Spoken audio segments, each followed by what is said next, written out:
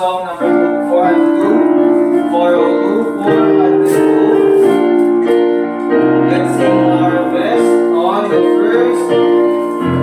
Hear the Master's call, give me thy rest, for be it great or small, that is his best. Good and the best you can, not for reward, not for the praise of man, but for the Lord.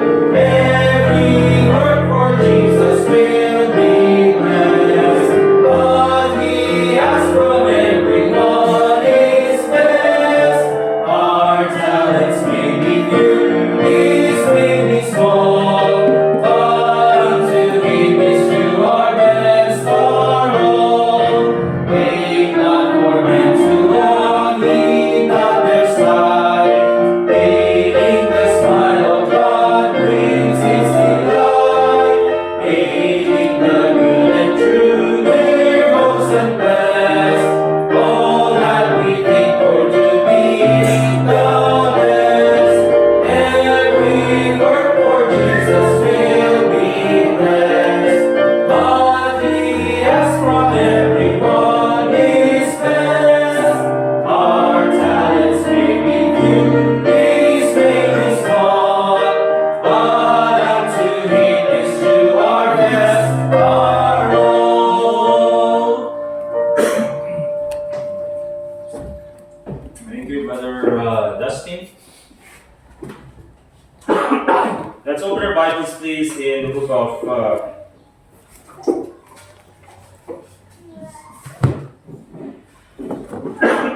Proverbs. And later on, babasahin natin yung text natin. But ang topic po natin this Sunday School, and sa mga susunod po na Sunday School ay ginawa ko pong mga topical doctrines. At naka-assign na po yung mga susunod na mag-preach later on this month. So later on, si Brother RJ at si Brother Dustin will preach among all these topics. So we'll read first yung Proverbs chapter 9 verse 10.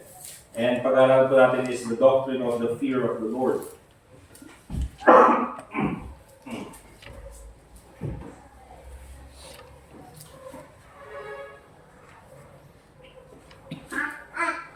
Alright, sabi ng Bible in Proverbs chapter 9 verse 10, the fear of the Lord is the beginning of wisdom, and the knowledge of the holy is understanding.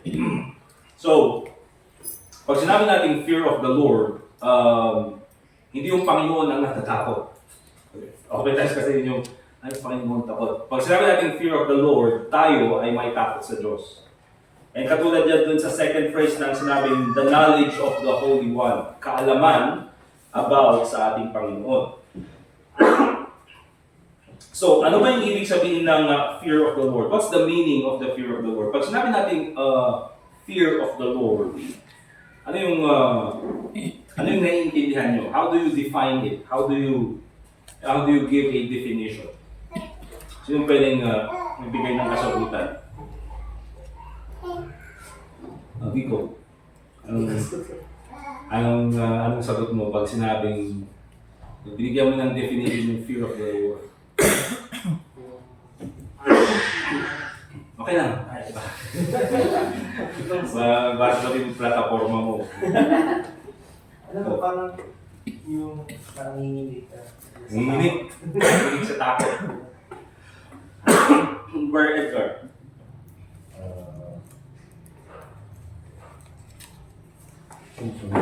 Sumusunod. Larry Joyce. Go Bardas din, the fear of the Lord.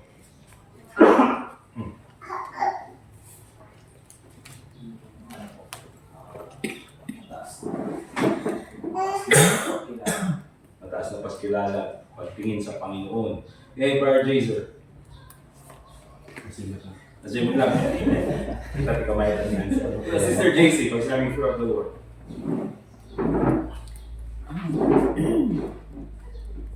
Kung may report sama, kung may report. you have the knowledge of the Lord tapos. Ano tawag din yun? You have the highest honor. Highest honor. Okay? And knowledge, of course, of Panginoon. Sister Angel, sinabing fear of the Lord.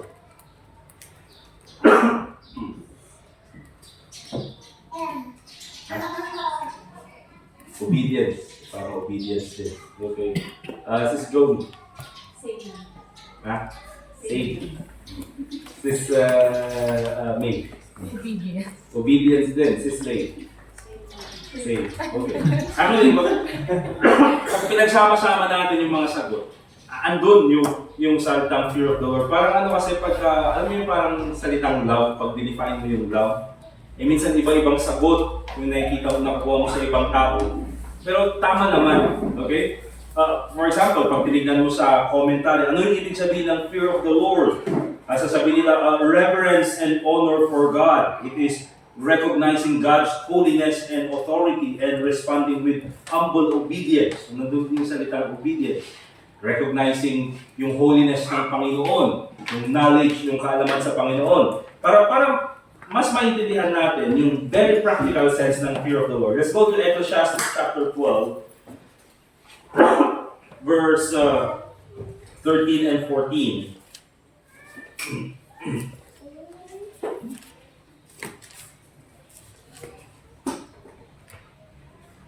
At ito yung sabi ni Solomon concerning sa fear of the Lord. So pagkatapos niyang banggitin lahat ng kaalaman niya about sa buhay, the book of Proverbs, and then later on in Ecclesiastes, sinabi niya ganyan, let us hear the conclusion of the whole matter. So ito talaga ang conclusion ng buhay. Sabi niya sa Ecclesiastes, ang buhay is meaningless. Okay?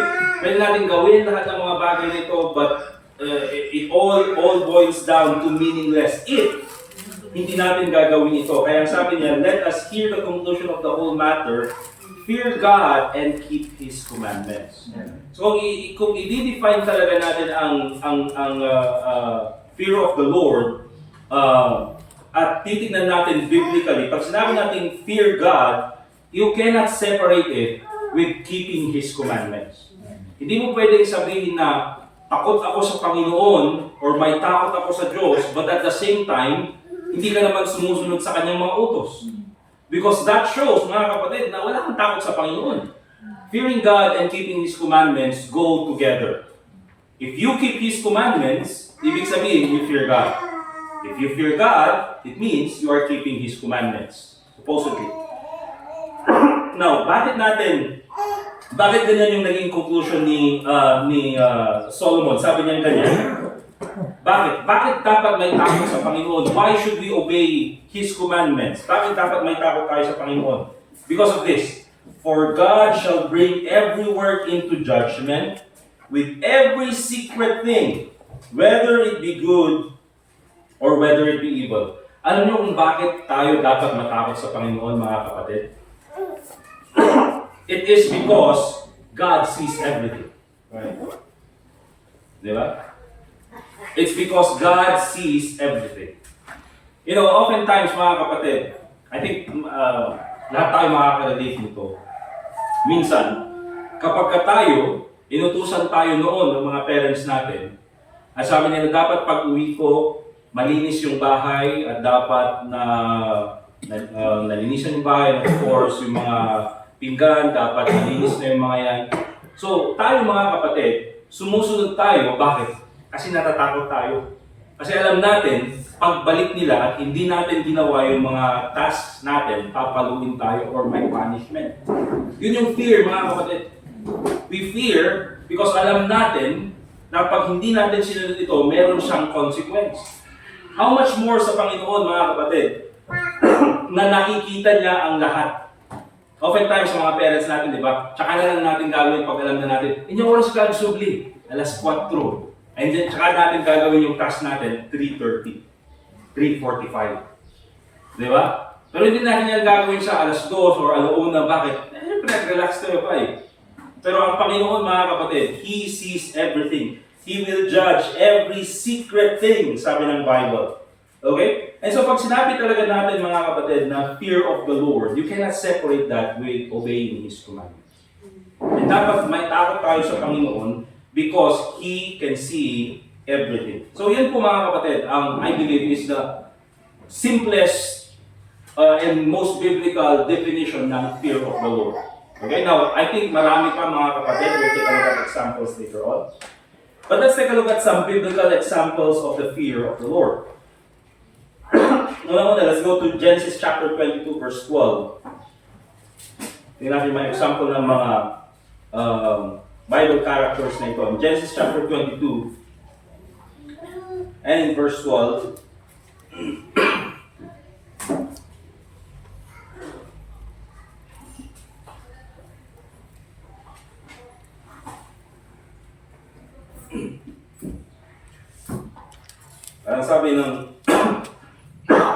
Sabi ng angel kay Abraham, and he said, lay not thine hand upon the lad.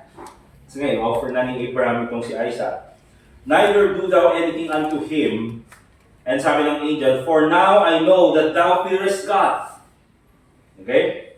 I know that thou fearest God, seeing thou hast not withheld thy son, thine only son, from me. So, isang example ng fear of the Lord dito mga kapatid is also again connected to obedience. And hindi lang obedience, but also connected to trust. It was also connected to faith. When Abraham obeyed God, at siya ay willing na i-offer itong si Isaac sa Panginoon, anong sabi ng angel?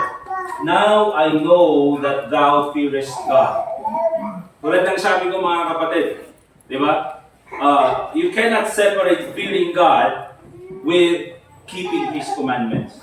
Paano nalaman nung angel, of course, and of course, alam na ng Panginoon kung anong gagawin nitong si Abraham. Pero ano yung naging basis na itong si Abraham ay may takot sa Diyos? His obedience to God's command. Alright? So very clear po sana sa atin yan. But also another one, look at Job chapter 1. Job chapter 1.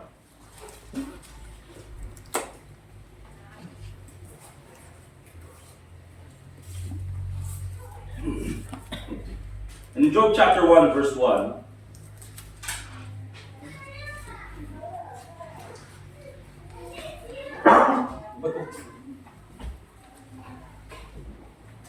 Job chapter 1 verse 1, the Bible says, there was a man in the land of Uz whose name was Job. And that man was perfect and upright, and one that feared God. So again, ang definition kay Job is isang tao na may takot sa Diyos, but at the same time, sabi niya kanyan, and eschewed evil. Okay? So ibig sabihin itong si Job, mga kapatid, ayaw niya sa kasamaan. Perfect. Pag sinabi natin perfect and upright, mature, at yung kanyang mga ginagawa ay nasa tama. One that feared God and eschewed evil. Kung titingnan natin mga kapatid, itong si Job, dahil may takot siya sa Diyos, it is his fear of God that shaped his life. May takot siya sa Diyos, kaya makikita natin mga kapatid, that he is doing right things. He is upright. He is obeying yung commands ng Panginoon. May takot siya sa Diyos, and that's the reason why ayaw niya sa kasamaan. Okay? So again, yung fear of God, ito naman yung nag-shape sa buhay ni Job. Another example, mga kapatid, let's go to Acts chapter 9, verse 31.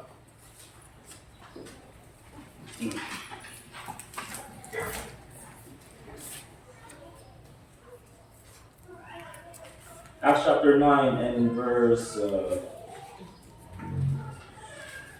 31. And sabi ng Bible, then had the churches rest throughout all Judea and Galilee and Samaria, and were edified, and look at this, and walking in the fear of the Lord and in the comfort of the Holy Ghost were multiplied. So, dito sa church naman in the book of Acts, makikita natin na sabi ng Bible, itong mga tao na ito, itong mga members ng church, they walk in the fear of the Lord. So again mga kapatid, yung mga tao na ito, they were fearing God, but at the same time, makikita natin yung kanilang spiritual growth. Okay? Walking in the fear of the Lord. Hindi lang nila ito ginawa minsan sa kanilang buhay. Okay? Nakakala natin yung fear of the Lord is kailangan lang natin gawin minsan sa buhay natin. Pag sinabi natin fear of the Lord, this is something that would shape our life. Kaya sabi ng Bible, ito mga members ng church in the book of Acts, they were walking in the fear of the Lord. Ginagawa nila ito everyday, katulad ng walking, mga kapatid, ginagawa natin ito everyday. They walk in the fear of the Lord. So, the fear of God, it also shaped, or it was paired with spiritual growth. Kaya kung sinabi natin, at least kung makikita natin yung mga biblical examples, makikita natin that yung fear of the Lord, mga kapatid, minsan hindi lang talaga iisa yung definition. Di ba? Napakarami. Pag sinabi natin fear of God, nandyan na rin kasama yung keeping His commandments. Pag sinabi natin fear of the Lord, kasama na rin dyan yung spiritual growth, eschewing evil, doing upright things, and katulad din kay Abraham, obedience to God's command. Okay? And again, bakit natin gagawin itong mga bagay nito? Again, because it's all because of the fear of the Lord. Now, let's take a look at some practical applications about the fear of the Lord. Practical applications.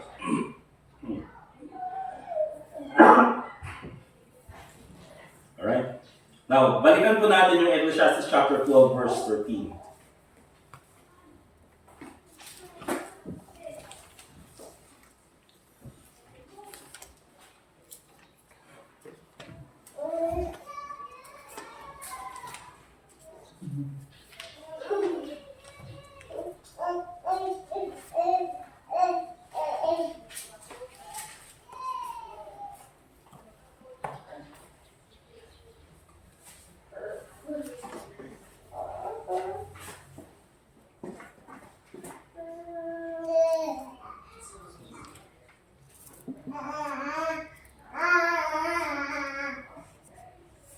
Alright. So, Ecclesiastes chapter 12, verse 13, sabi ng Bible, let us hear the conclusion of the whole matter. Fear God and keep His commandments. For this is the whole duty of man. So again, ano yung whole duty ng tao, the end of his days, the end of his life? Ano yung dapat yung kanyang focus? Again, it is just to fear God and keep His commandments. Pag sinabi natin practical applications to fear the Lord, kung gusto talaga natin matutunan na matakot sa Panginoon, let us start obeying His commands. Okay? Let us start doing yung mga basic commands ng Panginoon. And again, mga kapatid, maraming mga Kristiyano, sasabihin nila, oh, may takot ako sa Panginoon. May takot naman ako sa Panginoon. Nagbabasa naman ako ng Bible. But again, mga kapatid, you cannot say na may takot ka sa Diyos when hindi mo man lang magawang pumunta sa church every Sunday. Okay? Because again, that's a practical commandment ng Panginoon. Okay? Hindi mo pwedeng sabihin sa akin, for example, na oh, may takot ako sa Diyos. Pero hindi ka naman nagbabasa ng Bible, you're not even praying. Hindi mo pwedeng sabihin na, oh, may takot ako sa Diyos, pero palagi ka namang naglalasing. Or palagi ka namang, puro yung ginagawa mo taliwas doon sa kautusan ng Panginoon, taliwas doon sa salita ng Diyos. Okay? Kung talagang may takot ka sa Diyos, then your life should be guided with the Word of God. Alright? Ang minsan kasi mga kapatid, ang tao kasi is oftentimes, hindi siya natatakot sa Diyos dahil akala niya, wala namang gagawin ng Panginoon. Kaya maraming tao mga kapatid, minsan, di ba, mas takot pa kay Duterte kaysa sa Panginoon. Anong gagawin ni Duterte sa'yo? Anong gagawin ng, for example, mga people in authority sa'yo? You see, if you do not obey kung ano yung rules and regulations ng gobyerno or rules and regulations na nakalaan sa batas, tunay mga kapatid na may kapalit yan, meron siyang consequence. But how much more mga kapatid, yung Panginoon na according to the Bible says He can destroy both body and soul in hell. Minsan kasi mga kapatid, yung takot natin is very misplaced. Mas takot sa tao kaysa sa Panginoon. Alright? So dapat mga kapatid, we should obey God. And hindi lang po mga kapatid, minsan blessings ang dapat tinitingnan natin na motive behind obeying God. But I believe it's more important ang tingnan nating motive why we obey God is because may takot tayo sa Diyos. Okay? Also another one, practical applications of the fear of the Lord. Let's go to Proverbs chapter 16, verse 6.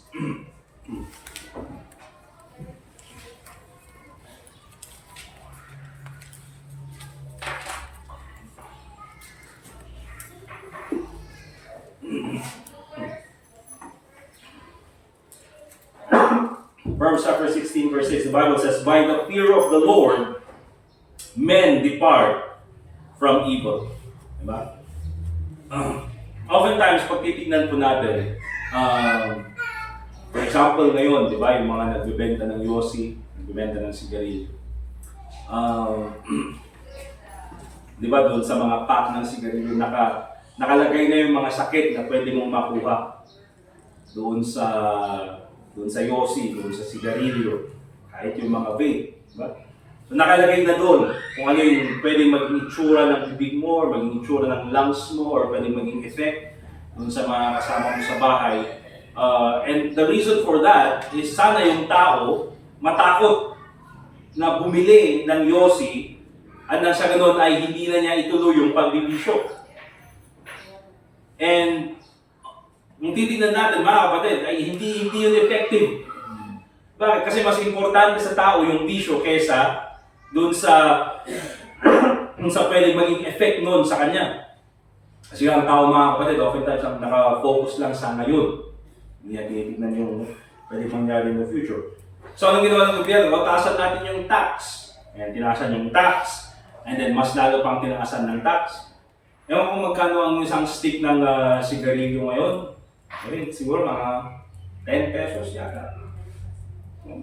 Per RJ, ano yung sige? 15 pa. Isang stick. Ewan ko, nung college kami, dos, di ba? Diba? Dos naman. Pero I think naging 5, tapos ewan ko, naging 10 na ngayon. But that's the thing mga kapatid, isa pa rin sa mga pinakamalakas na exports or bilihin sa isang store is yung sigarilyo. Bakit mga kapatid? Because yung tao minsan hindi naman takot doon sa pwedeng maging consequence. Pero kung titignan po natin mga kapatid, marami din mga tao natatakot na bumili ng yosi or ayaw nang gumamit ng yosi, ayaw nang magbisyo. Bakit? Many of these people ay nasubukan na nila yung consequence. So nung dumating na yung matanda na sila at na ano na nila yung effect ng sigarilyo, at nararamdaman nila nanghihina yung katawan nila, tsaka nila ayawan yung yosi. Alright? Kasi nasusubukan na nila yung effect. Tsaka na sila matatakot ngayon.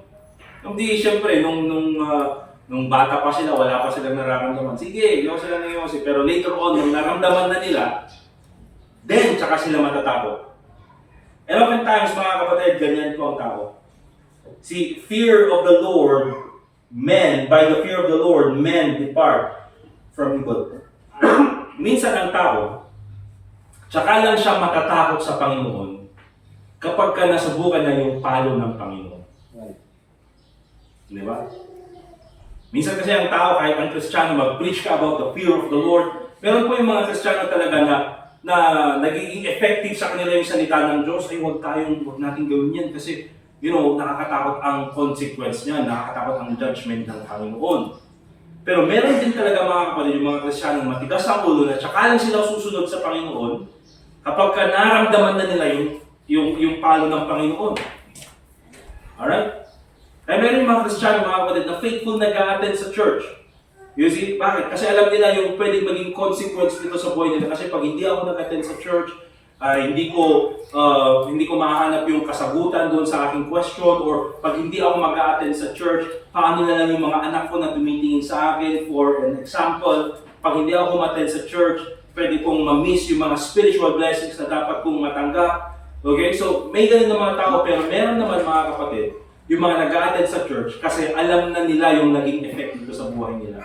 na nung naging backslider ako, naging pariwara yung buhay ko, puro mga bad decisions yung ginawa ko, at napalayo ako sa Panginoon, at nabuhay ako sa kasalanan, at ito yung naging effect sa akin.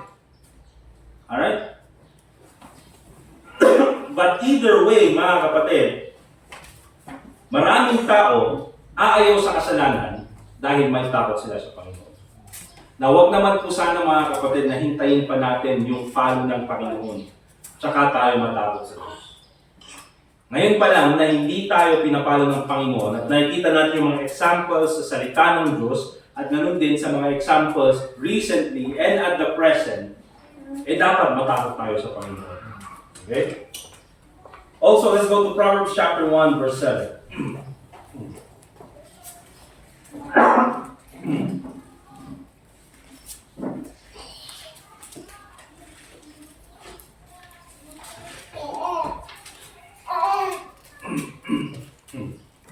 Pag sinabi natin the fear of the Lord, not only leads us to obedience, not only keeps us from sin, but also produces wisdom and guidance.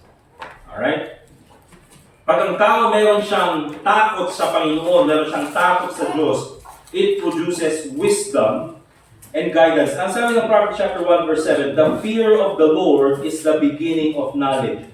Kung may takot ka sa Diyos, diyan nagsisimula ang tunay na kaalaman. Bakit ko sinabing tunay na kaalaman? Sa panahon natin mga kapatid, maraming iba't ibang klaseng knowledge. Okay? At maraming mga tao na may knowledge about science na ayaw sa Panginoon. I don't think that is true knowledge, mga kapatid. So, produces wisdom and guidance. Bakit? Kung may takot ka sa Panginoon, mga kapatid, dyan po nagsisimula ang tunay na kaalaman. Alright? And ano yung tunay na kaalaman, mga kapatid? Katulad ng binanggit natin kanina, by the fear of the Lord, men depart from evil. Okay? Ano ba yung first na sabihin na natin na naging beneficial sa atin pagkatapos nating maligtas? Ligtas na tayo, meron na tayong eternal life, meron na tayo na ay naging anak ng Diyos. Okay, so tayo na ay ligtas dahil nagtiwala tayo kay Kristo. Ang unang-unang naging beneficial sa atin, mga kapatid, I believe, is none other than the preaching of the Word of God. Okay? Yung pangangaral ng salita ng Diyos. Bakit? Kasi, nung hindi pa tayo ligtas, wala lang tayong pakialam sa mga bagay-bagay na nakikita natin sa Bible or naririnig natin sa Bible. Akala natin ang buhay natin ay yung physical lang and material. Kung healthy ka, okay ang buhay. Kung meron kang sweldo, okay ang buhay. Kung meron kayong mga ari-arian, okay ang buhay. Akala natin yun lang yung buhay. Very limited. Diba? Pero nung naligtas tayo at nakita natin na, ay kung bira, meron palang kabayaran ng kasalanan, meron palang impyerno at meron palang langit na pwedeng puntahan. Ngayon, nakita natin mga kapatid that more than physical and more than material, meron din pala tayong kailangang alagaan na kaluluwa. Okay? At pwede lang natin maalagaan yung kaluluwa natin mga kapatid kung nandyan po yung pangaral ng salita ng Diyos. Kaya po, sinasabi ko mga kapatid, maraming mga tao sa panahon natin, marami silang alam sa academics, pero walang alam sa salita ng Diyos. Okay?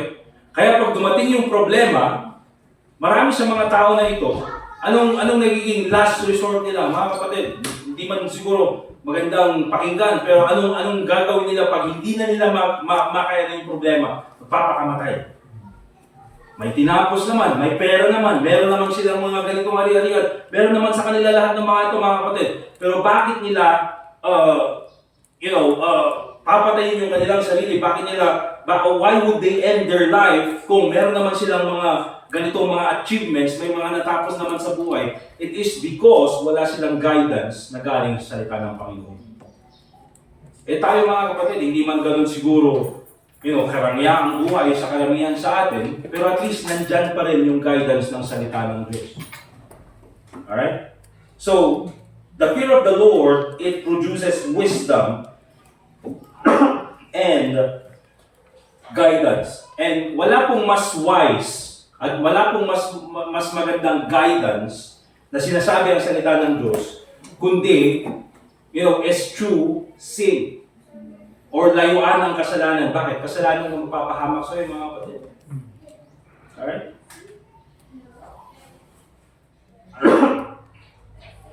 And of course, mga kapatid, yun po yung mga practical applications of the fear of the Lord. Now, let's take a look at mga misconceptions about the fear of the Lord. Mga maling paniniwala about sa takot sa Panginoon. Alright. Let's go to Psalm 103 verse 13. Psalm chapter 103 and in verse 13. Pag sinabi natin fear of the Lord, ang isip ng mga tao, ibang tao, akala nila, ang Panginoon ay galit sa atin. God is cruel, God is terror. But pag sinabi natin fear of the Lord, mga kapatid, katulad ng binanggit natin kanina, hindi naman palaging galit ang Panginoon. Di ba? Galit ang Panginoon kapag meron tayong gagawing kasalanan. And of course, katulad ng isang parent na galit, kailangan niyang paluin yung kanyang anak para magtanda yung kanyang anak. Kasi katulad po mga kapatid ng batang walang palo, no how about tubig, pagka hindi po pinapalo yung bata, anong mangyayari? Lalaking, kaya parang anong sa Tagalog, hindi ka na nagtanda. Tumanda by age, pero ang sasabihin, hindi ka nagtanda, parang wala kang natutunan. Alright? And marami pong Kristiyano, akala natin, pag sinabing fear of the Lord, ay, galit ang Panginoon. But tingnan niyo po Psalm 103 verse 13. Ang sabi ng Bible, like as a father pitieth his children, so the Lord pitieth them that fear Him. Okay? So kung ikaw may takot ka sa Diyos, nandyan palagi yung habag ng Panginoon sa iyo. Pag ikaw naman, Kristiyano na walang takot sa Diyos, of course, mga kapatid, anong magiging consequence niyan?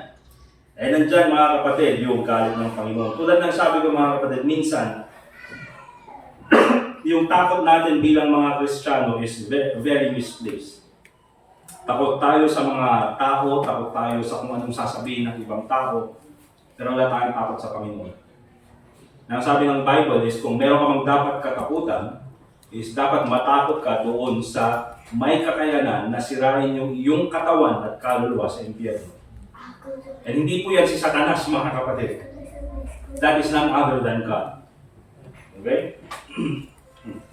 So another misconception about the fear of the Lord. It is not legalism or ritualism. This sa Bible, mga kapatid, kung titingnan po natin, yung mga Pharisees sa panahon ni Jesus Christ, takot sila sa tao pero hindi sa Panginoon. Okay? Kaya sila gumagawa ng mabuti para yung mga tao magsabi ng mabubuting bagay tungkol sa kanila. Alright? Magbibigay sila ng tithes, at tataas nila yung kanilang kamay, at ihuhulog nila doon sa offering plate para mag-create ng sound at sasabihin nila, nagbigay yun ng pera, nagbigay ng tithes. Okay? Palagi silang, palagi silang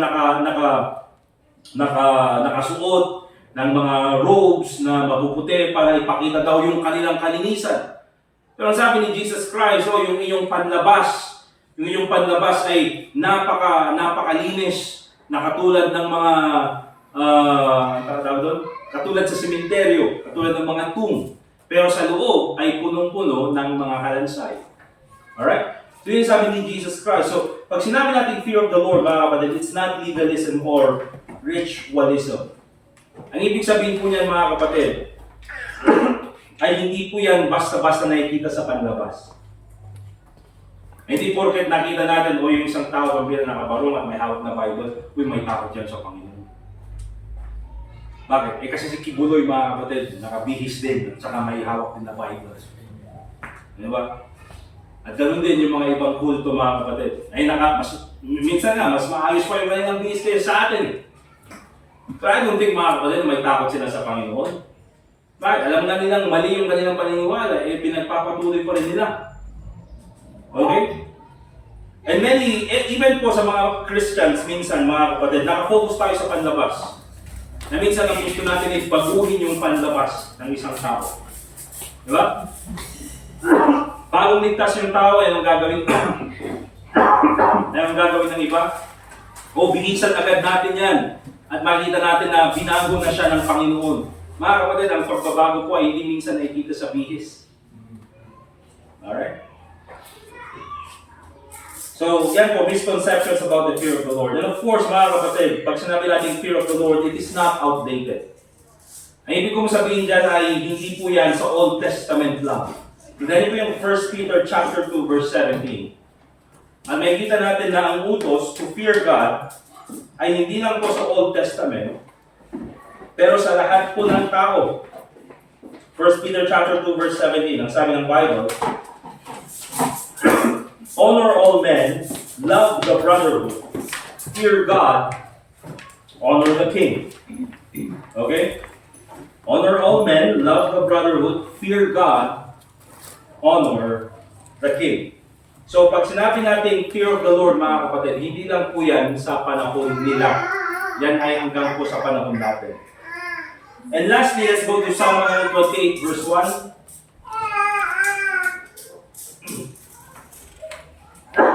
At tignan po natin yung the blessings of the fear of fearing the Lord. Okay? The blessings of fearing the Lord.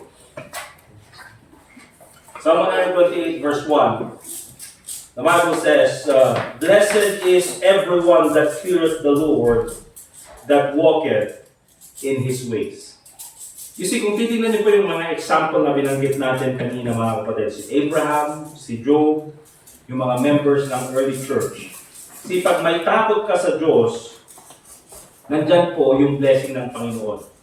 Sabi niya ganyan, blessed is everyone that feareth the Lord. At ang tulad po ng sabi ko, mga kapatid, minsan ang blessing po ay hindi po palaging material. Hindi po pera ang blessing. Yan po yung mga sabihin na nating mababang klase ng blessing. Pera, ari-arian. Bakit, mga kapatid? Isang iglap, pwedeng mawala yung mga bagay na yun. Di ba? Pera, pwedeng biglang bumagsak yung ekonomiya. Anong pwedeng mangyari sa pera mo? Mawawalan ng halaga. Okay? Kanina lang, binabasa ko sa news, isang apartment complex sa Quezon City, nasunog. Di ba? Sa isang iglap, natutulog sila sa isang gabi, and then later on, pagising nila sa umaga, wala nang natira sa kanila. Dahil ganun kabilis, mga kapatid, mawala ang maaari-arian sa buhay. Kung hindi man siguro sunog, mga kapatid, ang dami nangyari, kailan pa yun? Last week ba yun, yung nangyaring lindol sa Thailand ba or Myanmar? Thailand and Myanmar, di ba? So ang daming nawalan lang ari-arian. Okay, isang iglap lang, mga kapatid, pwedeng mawala yung lahat ng mga bagay na yan. So yung mga ari-arian na yan, mga kapatid, isang iglap lang ang pwedeng kunin ng Panginoon. Or pwedeng mawala because again, hindi kung sa bagay hindi nga po natin parang temporary po yung mga bagay na yan. Pero ano yung mga blessings na makikita natin? See, kung ikaw may takot sa Diyos, meron kang direksyon sa buhay. Diba? Ano yung direksyon mo sa buhay? Sumunod sa mga kautosan ng Panginoon. Diba? If you fear God, meron kang peace, kapayapaan sa buhay mo. Maraming tao, mga kapatid, hindi makatulog sa gabi dahil walang peace. Palaging magulo ang isip. Palaging ang dami nilang iniisip na problema. Diba? Itutulog ko na lang yung stress ko. Pero nung natulog siya, napanaginipan pa rin yung problema niya. Pagkagising niya, mas lalong na stress. Diba? Walang peace, mga kapatid. Bakit? Puro na lang galit, puro nervyos, puro stress yung napapakiramdaman. Bakit, mga kapatid? Walang takot sa Panginoon. And of course, pag wala kang peace, walang kaligayahan. There will be no joy. Kaya marami po, mga kapatid, mga Kristiyano, ligtas. At alam nila yung kanilang patutungan pag sila ay namatay. Pero wala silang peace, walang joy. Bakit? Dahil wala silang takot sa Panginoon. No fear of the Lord. Kasi, mga kapatid, fearing God is the secret to a fruitful and faithful Christian life. Kaya hindi po basta-basta mga kapatid yung takot sa Panginoon. Kung meron lang po tayong dapat isang, i-prioritize sa buhay natin bilang mga mananampalataya, yan po ay dapat may takot tayo sa Diyos. Diba? Bakit? Because God is the one who is in control of everything. Kung may takot ka sa Diyos, you don't need to fear anyone else. Amen? Let us pray. Dear God, Heavenly Father, once again, we thank you sa oras na binigay niyo sa amin. Salamat po, Panginoon, sa iyong paggabay sa amin. Muli po, Panginoon, ikaw po sana ang maging gabay namin as we continue on in our service this morning. Ikaw po sana, Panginoon, ang patuloy na magbigay sa amin, Panginoon, ng kaalaman na galing po sa iyong salita. As we continue on in our service, pangalan mo lang po mabigyan ng kaluwalhatian. We also pray in the name of the Lord Jesus Christ. Amen. Okay, meron po tayong 5 minutes break. And then after that, itutuloy po natin yung service natin.